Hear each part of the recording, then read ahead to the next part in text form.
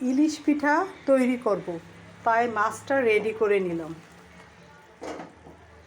কারণ ইলিশ পিঠার মাছটা যদি এভাবে রেডি করে আগে থাকতে নেন তাহলে পিঠাটা খুব ফ্লেভারটা সুন্দর আসে, আর পিঠাটা খাইতেও খুব মজা লাগে। রেডি করব, তাহলে চালের গুঁড়াটা রেডি করে নিচ্ছি গরম পানি দিয়ে। এটা গরম পানি, আমি দেশীয় খাবারটা বেশি পছন্দ করি, তাই আপনাদের সাথে সবসময় শেয়ার করি। এখন চালের গুঁড়াটা রেডি করে নিতেছি। এটা আতপ চাল আর সিদ্ধ চাল মেলানো, একটু লবণ দেওয়া। এখন গরম পানিতে এটা ভালো করে একটু পেস্ট করব।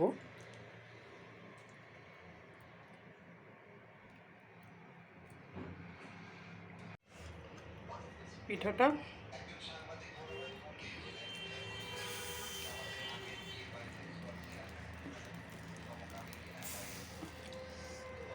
ইলিশ পিঠা, এটা খুব মজার পিঠা।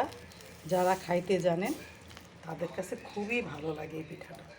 একটু পেঁয়াজ রসুন দিয়ে মাছটা রান্না করা।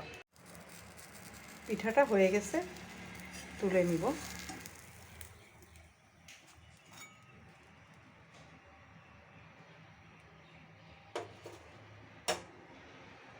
দেখতে ভালো লাগতেছে না?